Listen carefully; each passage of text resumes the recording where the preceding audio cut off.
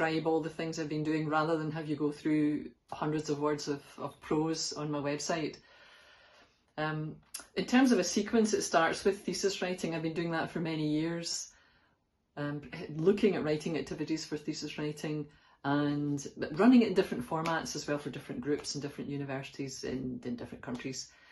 Then there's preparing for the viva, for the examination, the oral exam of a PhD thesis or other kinds of theses as well at other levels.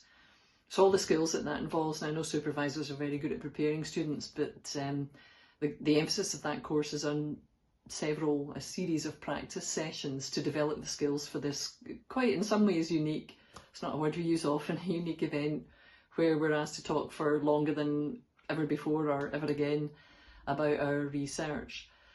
So preparing for the viva.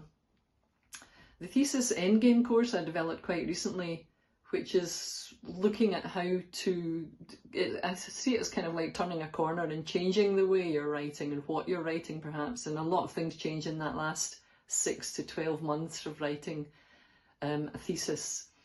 So endgame is a 4-week course. There's different formats for that as well, but looking at writing activities to help you finish the thing. The thesis mid-game course, different time, but similar idea. So there's information about this, all of this on the website. Then there's writing for publication. So you've done your thesis, you've passed your viva, and maybe even during the PhD, many people are writing for publication. So there are courses in that. Let's look at the skills of that, targeting journals and so on at this time.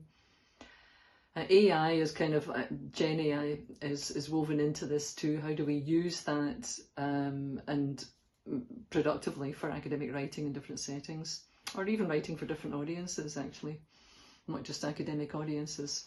So writing for different audiences is part of, is always part of the courses I run as well, the writing courses, because as academics we need to communicate and engage different user groups, communities, and co-create in many instances as well.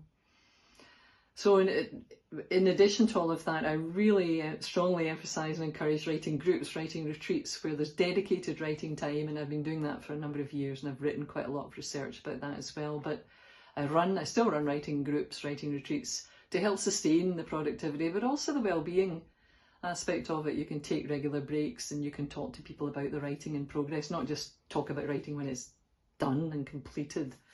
Yes, great, celebrate, but talking about the process, the writing in progress, can be useful too. And finally, the writing meeting framework that we developed is about maintaining self-efficacy, so maintaining the belief that you can achieve your writing goals. I think in the course of doing a PhD or being an academic or a professional in many different areas, we develop self-efficacy, but see, it's maintaining it, I think, is the challenge. And the writing meeting framework has been developed to do that. There's more of that. There's a free download for that on the website. And in terms of moving on beyond that, so that's thesis writing, writing for publication, maintaining the writing, the training for retreat facilitators. So while I see the value in writing groups and writing retreats, this is to say, look here, you can run these writing events, these writing retreats for people.